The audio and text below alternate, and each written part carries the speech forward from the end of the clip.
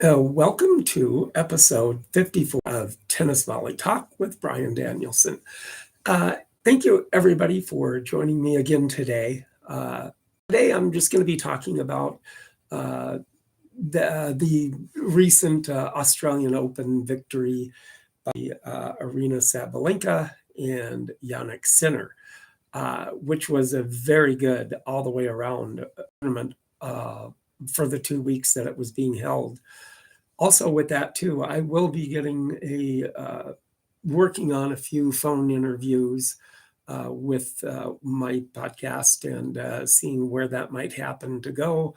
But that will later be coming up in other episodes with this. So anyway, last time I was talking about the Australian Open, and you had Daniil Medvedev against Sasha Zverev.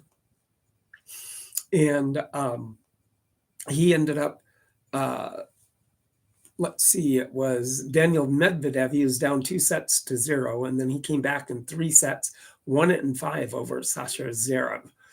So then he went into the finals against Jannik Sinner. And of course, my guessing, I thought was going to go along with the favorites, which I did, which I ended up losing all the way around. So yeah, Jannik Sinner beat Daniil Medvedev actually in 5 sets, and actual Daniil Medvedev jumped up to a 2-0 lead in their final, and Jannik Sinner came back, and he got stronger as the sets went on, and so he ended up winning 6-4, 6-4, 6-3 in the last 3 sets. And that was a very good final. He just was hitting unbelievable shots and just kept grinding. And he ground Daniil Medvedev, which is known for a very good player and kind of getting out of predicaments and stuff of that nature. But he ended up winning and beating Daniil Medvedev. Now, Aryana Sabalenka beat Qinwen Zheng, and she beat her in 2 sets. 6-3, 6-2. Now, that Aryana became her second consecutive Australian Open to win, but she did not lose a set through the whole championship tournament all the way through. So with that, it was some very good play. It was actually in the semis. It was Daniil Medvedev and Sasha Zverev, and then Jannik Sinner against Novak Djokovic. And Sinner ended up beating Djokovic in 4 sets.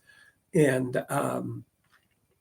then, like I said, Daniil Medvedev beat Sasha Zverev in 5 sets. So all the way around, very good, and set up a very good final. And all the way around, very good hitting. It was high intensity tennis, the whole 5 sets with those two.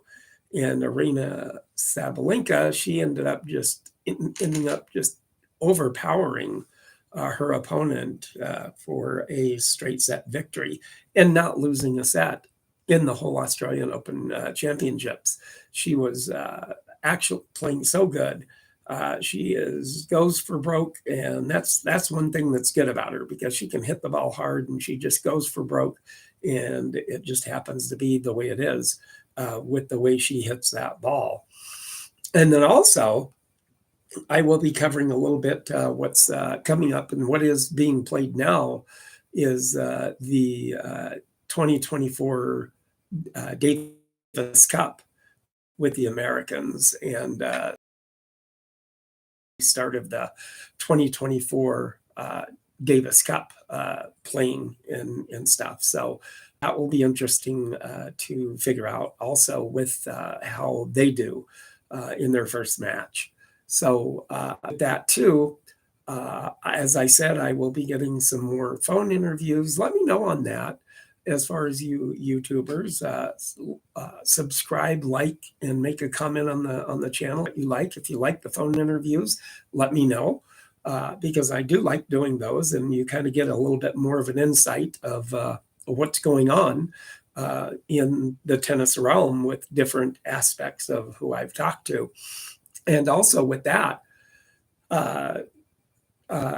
there'll be some other phone interviews that I will be doing, and that's just a matter of whenever it falls into place to be able to do that and get that interview set up so I can do the interview that way. So also, with that, just let me know for you YouTubers, just like, subscribe, and make a comment. You will be seeing a racket of the day that I will be having, but also you podcasters, if you want to take a look at the racket, be sure and take a look at the racket that I am going to be showing. So if you want to take a look at it, go to my YouTube channel, Tennis Volley Talk, and take a look at the racket that I have that I will be showing today. With that too, it's as far as that goes, I'm just kind of fighting a bit of an injury. I got a pulled tendon in my knee, in the back tendon of my knee. I just recently joined a club, and I started working out again, and been doing some leg exercises and stuff like that, upper body stuff, so I can be at least hopefully ready for the summer circuit coming up, whenever it does get here for the outside season where I'm at. But with that, of all things, my age, and you tend to pull some things or overdo it. And so guess what? I overdid it. So it's kind of hard to get around right now. It kind of hurts. So I just have to let it rest and go that way of trying to heal as best as I can before I really try to go out and do it again. And when I go back to the club, I'll just be sure and take it real easy with the weights on the tendon of the knee and stuff. But other than that, the knees feel good, and it's just a matter of having to see how that goes and how I feel on the court. I did play tennis the other day against a friend, and so it went okay. I was just way off. Timing was bad, but I did kind of put together a little bit more of a return game, and I ended up winning or losing. I lost 6-2, and then I won 6-4, and then I was ahead 4-1, and we ran out of time. So one of those things that just happens within that realm of having a certain amount of time on the tennis court with that. But with you YouTubers, like I said, if you want to subscribe, like, and make a comment, if you like the phone interviews, if you like the racket of the day, let me know that, because I like showing the rackets. You get to see a little bit of an insight of those too with the rackets. And then you podcasters, if you want to take a look at what I'm talking about, just go to my YouTube channel, Tennis Volley Talk. So with that too, it's always been fun to be able to do this. I'm kind of starting my second year, season 2, with this. So it's kind of fun that I've been able to do it for this long and bring this little tidbits of tennis and interviews to you on my channel, Tennis Volley Talk.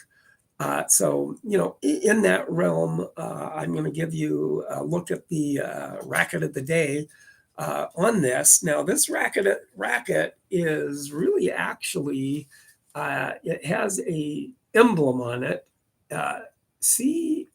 CMD, but I'm not really sure exactly. It does not say what the manufacturer or the sporting goods or anything it is, but you can tell that it has the convex on that, not a concave. So you know that this racket here, and it's a little, I'm sure it has the cat gut or cow gut string on it.